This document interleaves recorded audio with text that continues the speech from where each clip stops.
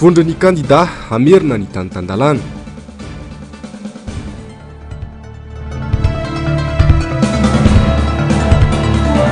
Mola rajona hotovanana indray ny saziny.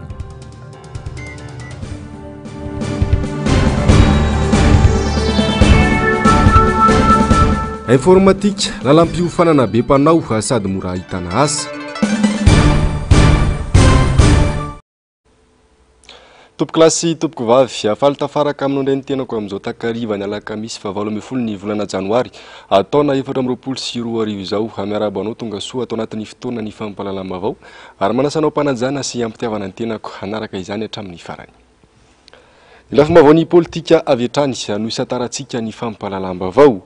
tsy iova ny fiainam-bahoaka ary azakazaka anatratra ny laharana gizitra kokoa ny firenena atao anatin'ny 5 taona manaraka ho ny mopera prospera Ratovimananarivo androany raha ny resaka momba ny raharaham-pirenena ankehitriny ho sarotra ny alan'ny firenena ao anatin'ireo fahalovana maro lafy raha mbola misy malagasy tsy tonga saina manoloana ny fahoriana sy ny fampantrana mahazo azy fanampanazavana.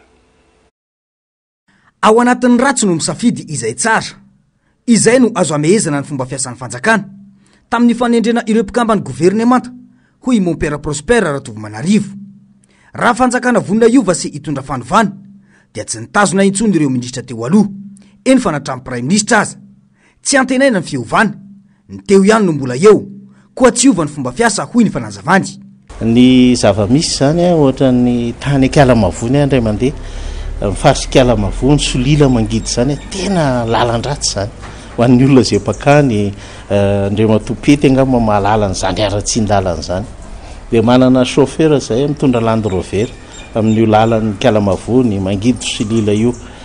dia tsy maintsy milatsaka any anaty lavaka ianao na anaty fotaka ary manao zay ho afaka ao. Land Rover moa zany mety tsy olana anazy fa afaka, fa indray mandeha ny chauffeur nentina niakatra ho amin'ny Fianaratsoa dia mahazo ny lalana ty sorana iny zany efa goudron fa miendaka efa ratsiratsy feno lavadavaka dia tsy mahay mandeha lala tsara tsony izy hoe andeha goudron mahitsy tsara fa mifindrany amin'le misy lavadavaka sy ratsy izy dia any izy no mitadiny tsaratsara. Dia ohatr'izay ny mpitondra sy ny firenentsika zany hoe any amin'ny ratsiratsy no mitadiny tsaratsara efa be lavaka sy ny sisa dia mitadiny tsaratsara. Ka ny fiainam-pirenena amin'izao fotoan'izao raha mijery ny fomba nanendrena ny gouvernemanta tsy dia nisy niova fa ny teo ihany ny teo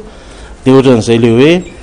ao anatin'ny ratsiratsy no mitadiny tsaratsara ny fiainam-pirenentsika.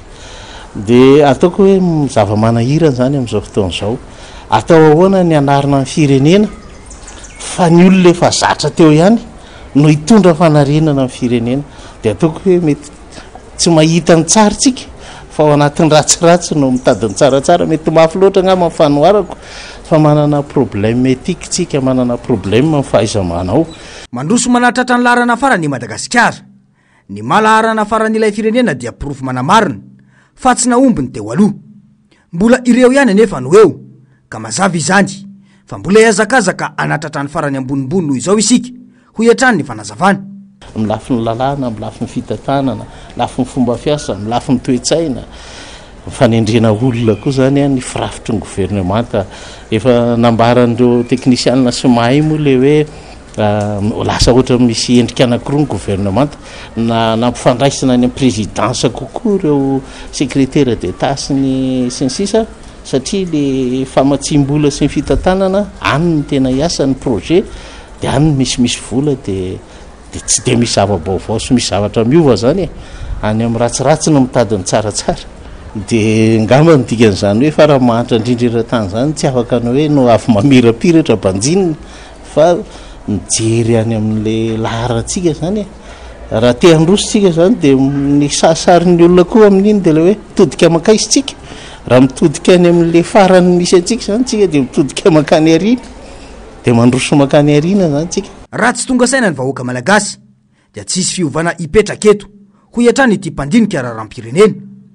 Mila tonga saina aloha ny vahoaka hoe tsy tokony ho izao ny fiainany dia ijoro andray an-tanana ny hoaviny sy ny fireneny ary mametraka mazava amin'ny mpitondra fa fahefanana ampindramin'ny vahoaka no eo ampelantanan'izy ireo. eo amin'izay vaovaon'ny raharam-pirenena izay hatrany tsy misy intsony ny sekretera-mpanjakana miadidi ny zandarmerie-pirenena fa niova ho ministra délégué raha ny firafitry ny gouvernemanta vaovao fanamorana ny fibaikona no tena antony io fanovandrafitra io ho ny manambonahitra misotro ronono Emilia Mbosalama tsy ny rafitra nefa no olana fa ny famonjena ny vahoaka manoloana ny afrongatry ny tsy fandriampahalemana Yasinandriamalala sy Mano Randriamalala Nakagano maro ny nahita fa niova antsoina hoe ministre délégué ny sekretera-mpanjakana miadidi ny zandarmerie-pirenena na ny saiko teo aloha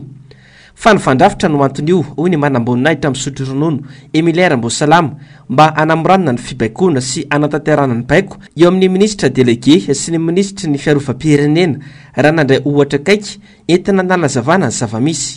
raha ohatra misy fangatahany ministre délégué ny angidimby ohatra nao fanarany andalo dia ministre délégué sy ministre ny foloalinda afaka tonga dia miresaka malaky lasa miresaka mivantana fa tsy mandalo hoe mbola any amin'ny tafika malagasy fa raha taloha izy zany dia tsy maintsy mbola mandalo amin'ny tafika malagasy dia tafika malagasy avy eo tamazary tafika malagasy mbola mangataka makany amin'ny ministre ny défense nationale zay vao miverina dikanareo fa taravinsika le izy zany mba palakilaky an'ilay resaka opération fanatanterahana ny adisiny andraiky tao amin'ny mpitandro ny filaminana zany mahatonga fa akoatran'izay tsy misy akoatran'izay tsy ny rafitra nefa no olana eto amintsika fa ny fomba fiasa ho iatrany ity manamboninahitra misotro ronono ity fa io moa zany io ny rafitra ny tenenina dia hitantsika eo fa tsy dia le rafitra loatra ny zava-dehibe fa le fanaovana ny asa ny tena zava-dehibe hoe tena ho tonga any amin'ny etahitan'ny vahoaka ve ny fanaovana an'io hoe ministre délégué io sa dia hoe ny eo ihany ny eo fa dia hoe ny filazana ny fanovana ny anarana fotsiny ao fa dia hoe tena ho alaky marina ve ny fantanterany asa any amin'ny ilany ny vahoaka azy ilany ny any ambanivohitra azy ilany ny mponina azy amin'ny resaka fitondrovana ny fandriampahalemana mampikolay ny akamaroan'ny vahoaka ny fomba fiasan'ny mpitandro filaminana malagasy na ho an'ireo mandraikitra ny andrenivohitra izany na ho an'ireo mandraikitra ny any ambanivohitra fandre matetika ny hoe tsy manana solika izy ireo rehefa tonga ny fotoana iantsona azy ireo tahaka ny fanafiandalo na koa hoe tsy ampisa any ka rehefa tsy mandoa ny solitsolika dia rehefa mahavita izay nataony ireo mpandroba vao tonga ny mpitandro filaminana raha ho tonga fomba fiasa tsy vavao amin'ny malagasy ihany koa ny mahita fa rehefa manenjika ny mpanohitra ireo mpitandro filaminana dia manana solika ary manana fitaovam-piadiana aminona ny malagasy fa rehefa hiaro azo sy ny fananany dia tsy misy avokoa ireo rehetra ireo natao hiaro ny vahoaka sy ny fananany nefa ireo mpitandro filaminana fa tsy natao herim-pamiretana na isetrasetra amin'ny vahoaka fa nidoboka aponja vonjomaika ary ny 20 febroary ny didi-pitsarana io no azo ny mbola rajona raha niakatra fampanoavana indray ny tenany tamin'ity androany ity raha nitranga ny taona 2024 no nambarany ny mpisolovava azy fa anenjehana azy indray amin'izao fotoana izao tokony efa tapitra amin'ny volana febroary izao anefa ny 5 taona anefan'ny saziny any aponja Jessica Miray sy mbola avatsara fikasana itsoka ny fonja na tentative d'évasion nambara ny mpisolovavany mbola rajona fa anenjehana azy indray amin'izao ary ny akarany fampanoavana androany raha ranotranga ny volana aogostra 2024 izany nisy raharampianakaviana tsy afaka nialany mbola rajona tamin'ny fotoana io ka nangataka nivoaka ny fonja ny tenany nahazo lalana avy tamin'ny lehibe ny fonja izy tamin'izany saingina raha nampiambina fonja 3 andro nangatahany ary raha voavita izany dia niverina tao am-ponja izy nandritra ny fotoana tsy nahateo azy anefa no nanaovan'ny ministry ny fitsarana tamin'izany François Rakotsafy fitsidihana ny tao amin'ny fonjana ny Tanimora ka nahita fa tsy tao mbola rajona ary nametraka fitoriana avy hatrany tsy nisy nandray ny fitoriana nefa ny fampanoavana satria ara-dalàna ny fangatahana fivoahana ny fonja miverina indray nefa amin'izao ilay raharaha eritaona sy tapany aty aoriana ny atao hoe tentative d'infraction dia fikasana hanao eloka saingy tsy tonga hatramin'ny farany izay eloka izay no ny antony tsy miankina amin'ilay olona amin'ity raharaha ty sady tsy nisy fikasana andositra no rehefa vita ilay atao hoe zavatra nangatahana autorisation dia niverina niaraka tamin'ny pénitencier niambina azy Andriamatombola Rajona aiza zany ilay évasion na le tentative d'évasion. Ny fahitako azy de zao no dikan'io zavatra io a satria ny sazina Andriamatombola Rajona izay 5 taona no nitonony ny pôle anticorruption tamin'izany fotoana zany dia tapitra amin'ny volana febroary ho avy zao, de satria efa akaiky le fotoana ivoan'le olona ny fonja dia tadiavina daholo zay hevitra rehetra amoronana dossier mba hitazonana an'le olona ao amin'ny fonja na de efa tapitra ary ny condamnation any. Voaviravira tanteraka ny fitsarana eto Madagasikara amin'izao ho iatran'ny mpisolo vava Maître Rafidsan. Mampatsiany nahazo ny ministra ny serasera teo aloha ary Laurent Rahajasson na Iroli Mercia. 2 andro mialoha ny avy tany isaziny no namoahany raharaha fanenjehana afindray izy. Antsoava raka izany no ataony. Raha ohatra fotsiny ary ilay compétence territoriale, izany hoe ilay fahefan'ny fitsarana amin'ity raharaha ty dia tsy eto Antananarivo akory aza io fitsarana tokony andrayany io raharaha io, fa ny fitsarana na Rivomamo, satria ny fonja be ny Meritsetosika dia ao anatin'ny farim-piadidian'ny fitsarana na Rivomamo, fa tsy ao anatin'ny farim-piadidian'ny fitsarana na Antananarivo. Manao antso aminareo a viraviraina sahala amin'izao ve ilay fitsarana, viraviraina sara amin'izao ve ny lalàna. Maro ny vehivavy ao anatin'ny gouvernement io a manao antso a manambady nareo, mananjanaka nareo. Mafy zany sarahana mivady na sarahana mizanaka mandritra ny 5 taona zany, de rehefa tonga indray le 5 taona de amoronana zavatra vaovao. Manao antso avy ihany koa ny fianakavian'ny Mbola Rajona ny amin'ny tokony ampitsarana ny antso-jay atao aminy. Araka izany, tsy marina velively ny filazana fa nanao tentative d'évasion i Mbola Rajona ary tsy tokony hisy akory io déferment an'io io. Koa amin'ny antso ny filoha Andrinirina Rajoelina, ny ministry ny fitsarana Ramatoa Randriamanantena-Soa Landombola-Tina sy ireo manam-panahy rehetra mba handray ny andraikitra manoloana ny tsirariny, ny tsy fanarahan-dalàna ary ny fanitsakitsahana ny zoma olona izay mianjady amin'ny Mbola Rajona.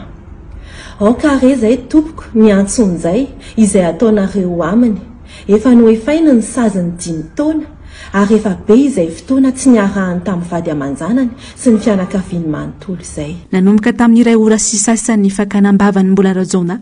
ary naharitra ora maro. Nivoaka avy hatrany didy fa mitomboka amponjavonja makindray ny tenany ary hiakatra fitsarana ny 20 febroary izao. Ny 14 febroary anefa no vita ny saziny 5 taona ka tokony hivoahany ny fonja.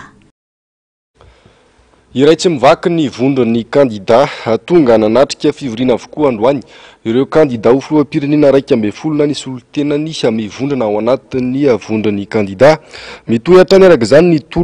toromarika vaovao ny hoe vondron'ny kandida amerina ny tanitandalàna ady efa natao hatramin'izay ary nampivondrona azy 12 ireo ny fanoherana ireo fandikan-dalàna maro nataon'ny fitondrana Rajoelina. Mbola mitohy ihany izany hatramin'izao raha tsy laza afa-tsy ny fahalan'ny fepitoampiasan'ny ben'ny tanàna kanefa mbola tsy misy ny fifidianana mifandraika amin'izany mandraka androany. Raha mbola misy ny tsy maty manota dia vondrona hatrany izahay ady amin'izany ho hatrany vondron'ny kandida.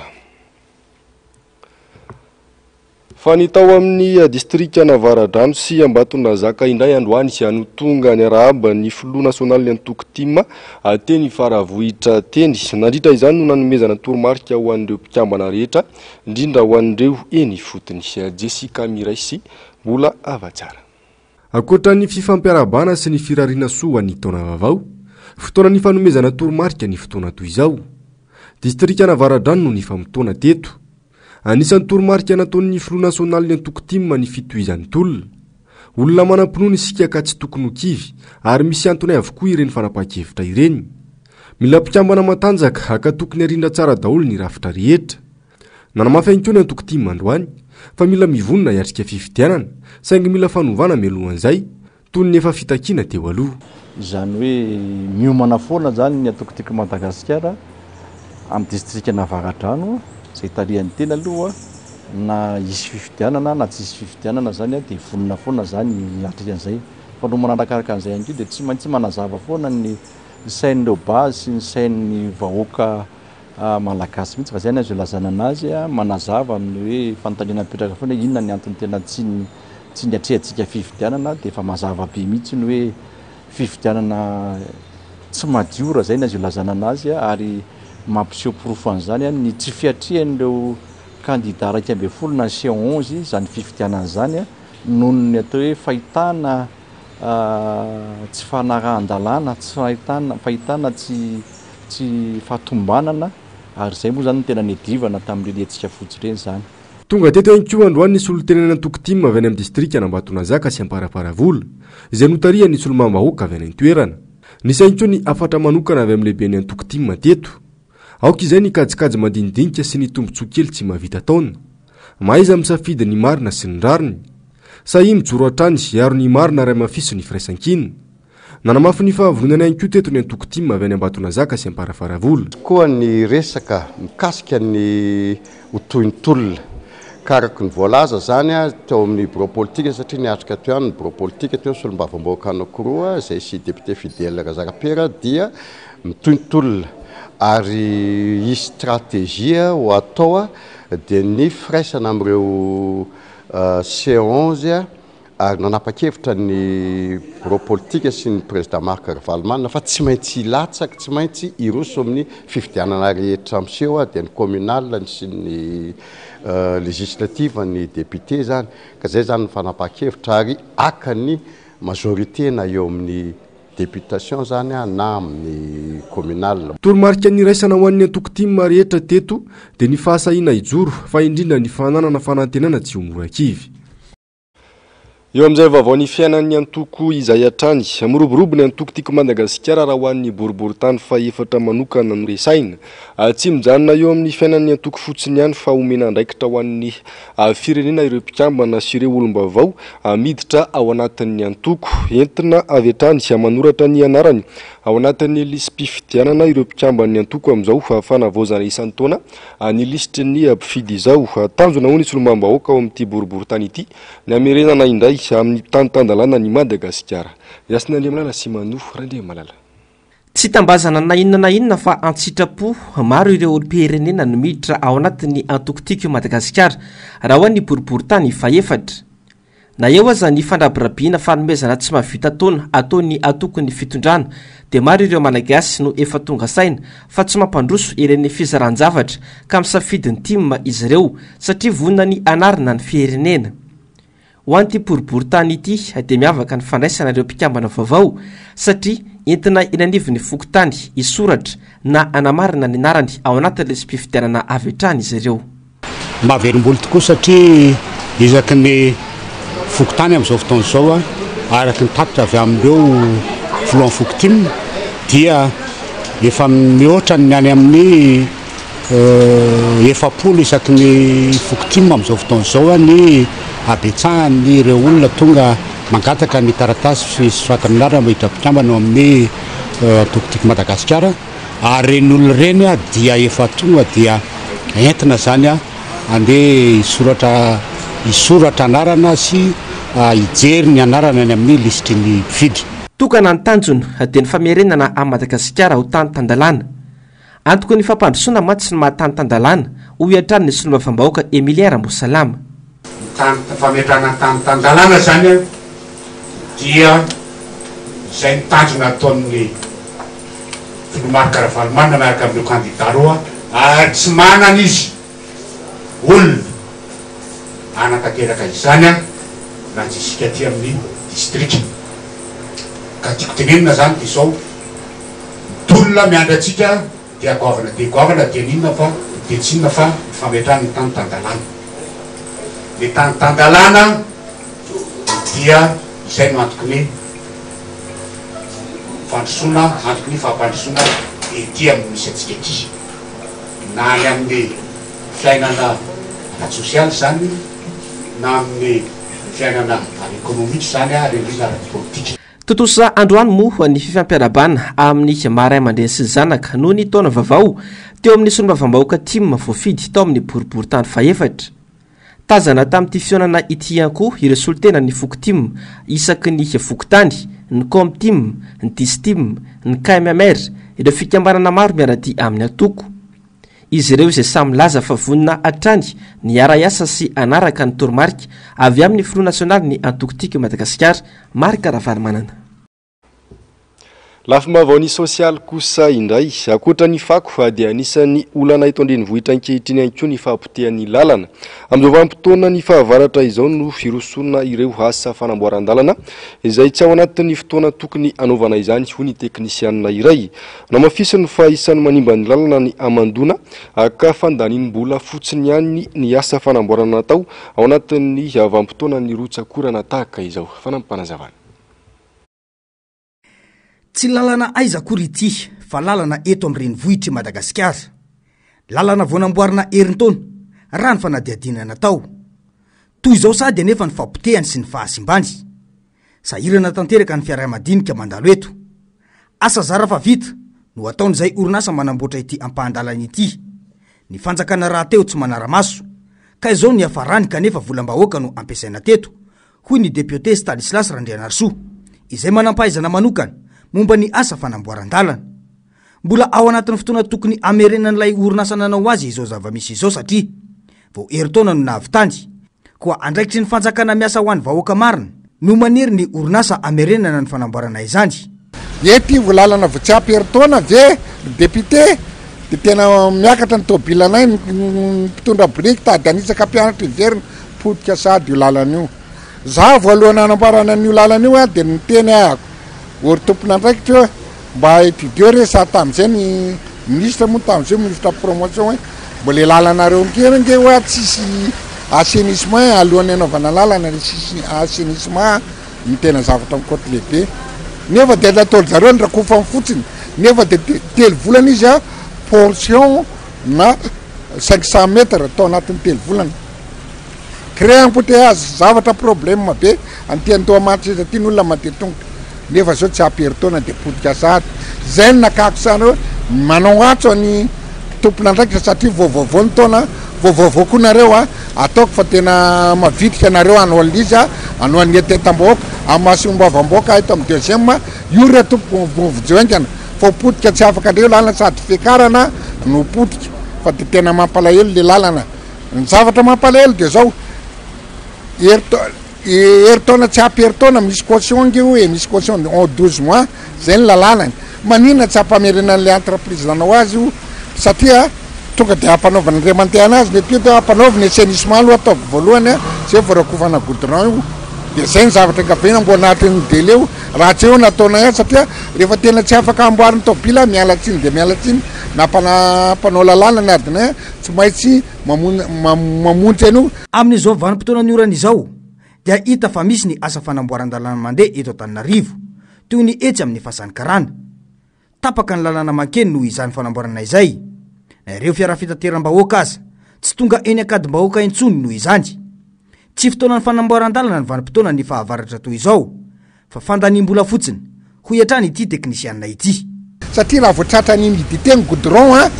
akoatrany hoe béton armé légèrement armé tratra goudron de mandy le couche de base. Le couche de base io raha tsahan'ny tobila mavesa trafika ngezabe de tonga de fissuré lasa miletika izy na niny compactage lasa tena misy tena tsy mitana foana fa lasa ohatrany le mécanisme ohatra onaona zany izy de tsy mety mihitsy ndre tompoko aloha mbo maina ny andro e fa mbo ohatrana fa tsy solution mihitsiny rehefa maina ny andro azy carifendrematete de compactena couche par couche zay vao mitena fa tena tsy za tena technicien tena tsy solution tompoko. Bizina izay no manjaka eto amin'ny firenena koa tsy mahagaga raha kitoatoa ny fanamboarana ireo lalana eto amintsika. Tsy mahagaga raha misy amin'ireo lalana no efa bolana aorian'ny fanamboarana azy dia simba sady satria tsy manaraka ny fenitra na ny fotoana anaovana azy na ny fanaovana ilay asa. Fofona maimbo aretina samy hafa vokatry ny loto fifamovozana voatohitohina ireo no navelany be ny tanàna Antananarivo an'ny mponina eto amin'ny renivohitry Madagasikara. Ahitana izay fako mivangongo mifanatsahana amin'ny tendrombohitra izay avokoa ireo dabapako eto an-drenivohitra amin'izao fotoana izao. Andeha rahantsika eto anatin'ireto sary tsy akiteny ireto ny toerana fanaripako sendra ny paka sarinay tamin'ity androany ity.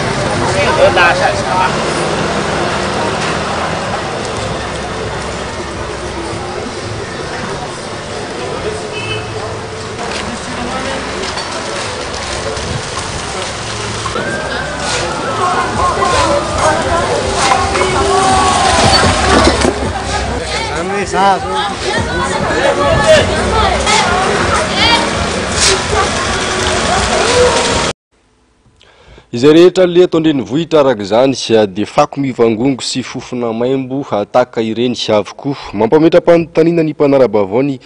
filazan'ny fanjakana fa fahaizana sitrakefa no notsongaina ireo ministra voatendry vaovao atao mifanimpaka ihany anefa ny zava-misy satria lasa ministra ny ben'ny tanàna Antananarivo rehefa nanimba sy namotika ny tanàna Antananarivo zero manimenjanary sy Manora Andriamanala lasa ministra inga ben'ny tanàna ny fako mivangongo toy ny tendrombohitra no valobabena sy any sisa tazany ny ponina Antananarivo mampametra-panontaniana ny maro hoe atraizany fampanantenana natao ho an'ny ponina Antananarivo satria izay rehetra le manapaka arabe sy miteraka fofona mantsina ny fako ny ben'ny tanàna izay napetraka isahana ireo ben'ny tanàna manerana any Madagasikara tsy ny faritra iva ihany no ahitana fako miavosa toy ny tendrombohitra fa atreny amin'ny faritra avo ho an'ny eto Ambohipo izao sahirana atramin'ny mpivavaka fako no eto ambony fiangonana FJKM no eto ambany atrany ampiangonana ny lalitra sy ny fofona maimbo fa mandava taona mbola tsy voazoa efa hotely taona roa taona mba afolo teo akaiky fiangonana re tompoko satria maimbo amin'ny fiarahamonina aloha izy tsika angamba teo nandalo teo maimbo le lalitra any ampiangonana sy ny loto rehetrarehetra amin'ny fofona mivavaka lizy rehetrarehetra janvier de normal le olona efa tratrany ano anana efa trany ana mbo mivavaka ary izy de mbola tratra ndray tsy maharitra ampiangonana fa tena maimbo fa nangataka ihany pasteur fa tsisy valony ka zay manao atsoavo zay ho parentérim maneo amin'ny fivondronanao mba asory tomboka déplacé teo io fanarina fako io mba jerevy toerana hafa fa de sady tsy voarokanareo lo izy manambaimbo manisy aretina sy ny tany ary loza de io matady anaka efa tady ho tapony olo lalana de jerivona any elika sy ny anona ny tena matsaka sy ny olona mipetraka tena mba tsy rariny rea zay tsy mila vaniny aminareo tsy nitarina fa tena fa zay amady eo député aza menatsika fa de mitotra zavatra tondra ny vavam-boaka tatitra mivoaka ty aminay fa raha mifako aty Ambohipo za tsy naseoko alana fa reo ihany misanaka reko hoe rekaiky ny tranoko reo ihany raha mifako angamany izy le rangaty ty de faly itsikera fotsiny fa le mbo misy remarque ny nalaiko fa raha kankama misy folo amin'io telopolo amin'io de jerevo zay le fako akaiky ny tranoko de tena ohatra zay ko lalitra tena jerevo mpivarotra dio raha misy le ranga grossiste eo za tsy te hitonona ny anarany fa izy député mba niatso afoana isaka mivoaka avy ny tobila de manarama 4 mille manisaka le fako lo voafaka mivoaka maneraka 4 mille mipaitaka ady firme créé embouteillage voafaka miditra janvier de misy atamitsika loza ozy izy président fiteny président io loza fa tena tsisy etana eran'izao tontolo zao nareo fa nataonao amboletra moa mitondra ny zavatra io mba ataova amboletra ny koa ranga mifandosoana ataovy tsara be ohatra ny koa miandry zay reny vohitra maloto indrindra maneran-tany Antananarivo ankehitriny toy ny tanàn-dehibe tsy misy pia traikefa sy fahaizana tokoa ve no nandraisana ireo ministra sa fomba fotsiny raha ny zava-misy iainana Antananarivo no jerena antsoavo noho izany no ataony ity solom-bavambahoaka ity manoloana izao zava-misy iaina ny mponina eto andrenivohitra izao mba andray andraikiny araka ny fampanantenana natao lafa mavao manodidina ny toetry ny andro kosa indray mahatratra 20 hatramin'ny 10 mm ny abetsaka ny rotsakorana atao anatin'ny 420 ora ho an'ny faritra voany atsinanana izay nahazo fampitandremana miloko mena tamin'ity androany ity ny alahady 1 janoary izao kosa no atratra izany any amin'ny faritra Diana araka ny vinavina ny mpamatatra ny mety ho toetry ny andro hatrany anton'izay ny fisian'ny zone de convergence intertropicale any amin'ireo faritra voalaza ireo entanina ny siano izany rehetra anaraka ny toromarika omen'ny tompona andraikitra isatsokajiny ny fotony ahafantarana ny fivoarany toetry ny andro lafa mavao ny fampianarana kosa indray maro ireo tanora nefa miala amin'ireo lalam-piofanana mahazatra tahaka ny lalàna sy ny fitantanana sy ny maro hafa amin'izao firoborobon'ny teknôlôjia izao dia ny lalam-piofanana informatika no isany mahalina ny mpianatra mora ahitana asa ihany koa ny informatika raha ny nambaran'ny mpikarakara etsika momba ny fanohizana ny fianarana eny amin'ny ambaratonga ambony raha tafaresaka tamin'ny Asin'Andriamalala sy Manoa Randriamalala tamin'ity androany ity. Mirona makany amin'ny lalam-piofanana informatika ny ankamaroan'ireo mpianatra afaka baccalauréat amin'izao fotoana izao. Tsy mitsamiroborobo ny teknôlôjia ny informatika ka mora ahitana asa ity lalam-piofanana ity raha nambarany mpikarakara ny etsika salon de l'étudiant. Ny filière informatika zao no betsaka ahitana asa amin'izao fotoana izao amin'ilay fivoaran'ny teknôlôjia dia matetika any no be mpitady fa ny ankoatran'izay moa zany ny filière mahazatra ohatran'ny hoe resaka fitantanana management marketing resaka vente plutôt zany no betsaka no asa ahitana asa aloha amin'izao tsika miresaka izao ny filière ny ankizy moa rehefa antanina indray zareo hoe inona mahalina anazy dia ao foana le efa mahazatra aitsika ihany hoe inona le mahazatra ny gestion droit médecine fa efa manonga koa ny ankizy zany amin'ny safidy filière ohatra resaka développement durable reny ohatra resaka science politique koa ny ankizy efa manonga lena ao anatin'ny resaka communication ihany koa. Tsy mifanaraka ny tolotra sy tinady eto Madagasikara maro ireo ankizy mahavita fianarana saingy tsy maharaka ny tolotra asa. Mila mamorona asa araka izany isika ary mila tantsoroka avy amin'ny fanjakana izany saingy tsy tantaratra aloha izany raha ntato anatin'ny volotona lasa. Olana sedrain'ireo mpianatra na vita fianarana tsy fampiny traikefa ananany mialohan'ny dirany eo amin'ny sehatry ny asa. Ny resaka fiofanana foana aloha voalohany indrindra ao anatin'izay dia efa marobe mahitsitsika aloha reny karazana fiofanana maimaim-pona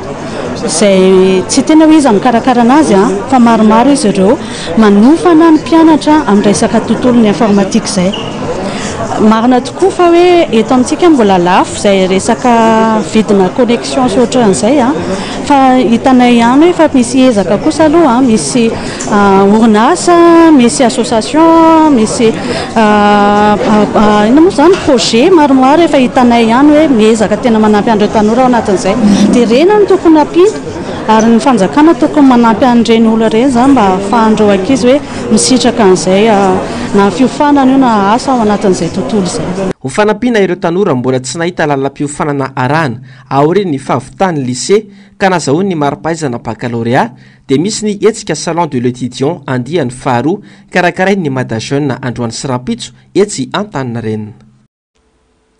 Lafy mavo ny fanatanjahantena kosa indray tsy verina ho isan'ny mpilalao fosa junior intsony iandria tsy firana tsirina Tsirikely izay nitana ny toerany sisiny kanja efa mambolana maro no tsy niatrika ny fanazarantena atao amin'ity kluba ity intsony Tsirikely fa nanohy izany atao amin'ny kluba ny Ajesaya mialoha izao ifindrany ao amin'ny FC Saint-Pauloise any La Réunion izao anampy ilay mpilalao baolina kitra malagasy Rojo Lalaina Andriamanjato na Irojo be araka izany ity mpilalao malagasy ity amin'io atao mpilalaovana ho avio isan'ireo nitondra avy ny vonina pirenena malagasy nandritra ny fiadinan'ny tompon-daka ny Afrika ny taona 2024 natao farany teo tany Algérie moa i Tsirikely. Lafy mavao kolotsaina kosa indray misaona ny tontolon'ny hira gasy anodimandro maly teo amin'ny 5 taona no mantsy i Joachim Rafalson zanaka fahatelo ny Ramilson na Besikara avao teo amin'ny 10 taona ny Joachim dia efa nandita ao amin'ny tarika saondra finina atao rian'izay no nanarahany rainy Ramilson rehefa nizara roa ny tarika na feny lafin'ny fitendrena sy ny firana i Joachim teo amin'ny lafin'ny hira gasy ary isan'ny nampalaza azy ny hira atsika na mitondra ny lohateny hoe Radona sy Amari mbola mitondra avy ny anarandray ny akotra ny Joachim ny lamatoa ny Ramilson na Besikara sy ireo taranany raha efa nodimandry ihany koa ireo zandriny. Eo amin'ny vavaony maresaka iraisam-pirenena rakotra fako ny tanàna rehetra ao amin'ny nosy Maorisy noho ny fiakaran'ny ranomasina nadritra ny fandalovan'ny rivodoza Belal. Any maraina teo vao afaka nivoaka ary natsikaritra ny rehetra fa maro loatra ny fako nalefa tany an-dranomasina ka izao hanaveriny an-tanety izao. Loza voajanahary anamila fahasimbana betsaka indrindra ara-potodrafitrasa i Belal araka ny fanazavan'ireo mponina any an-toerana fanazavana eo amin'ny sary ny France 24. le front de mer de Port-Louis, transformé en dépotoir. Rakotra karazam-pako ny sisiny ranomasiny Port-Louis taorian'ny fandalovan'ny rivo-doza Belal. Hatreny amin'ny arabe ka hatrany anatin'ireo toeram-pandraisam-bahiny sy fisakafoana. Rakotra fotaka miaro fako isan-karazany. Tao anatin'ny 20 taona nitsanganana ity toeram-pisakafoana ity, maro ireo rivo-doza nandalo tao Maurice fa samba nitranga tahaka izao raha ny fanazavana. Naveriny ranomasina aty amintsika avokoa ireo fako na tsipitsipi hatray hoy ny mponina.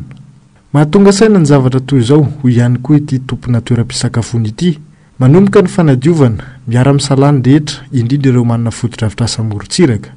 Ny maraina teo nanomboka ny asa satria mila mamokatra sy miverina amin'ny asa andavanandro faran'izay aingana.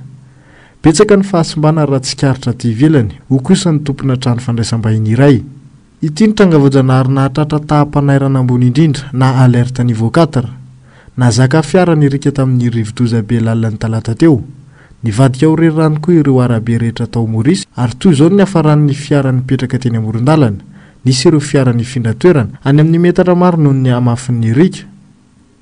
Mbola anatin'ny tahotra sy ny ororo tanteraka ireo Mauriciana no ity loza voajanahary ity. Tranga iverin'izy ireo fa mafy lavitra noho ny tamin'ny taona 13 na dia vitsy kokoa azy ireo namony ainy noho ny tamin'io taona io. 2013. Pourquoi c'est pire? Le niveau de l'eau est monté beaucoup plus haut que la dernière fois. Tapitrary ny fampalalambavao tompoko lahy sy tompoko vavy ankasitrahana fenanao nanaraka izany hatramin'ny farany atao ny mahazatra dia ny fandarana aona marina sy ny fandarana Global News no arainao vetrany aorian'izao fampalalambavao izao. Aorian'izay kosa ny oronan-tsanindry amin'izao mitondra ny lohateny hoe Lovat Festsik ny tenako mamy fotoananao amin'ny rampitso indray filomary tompoko.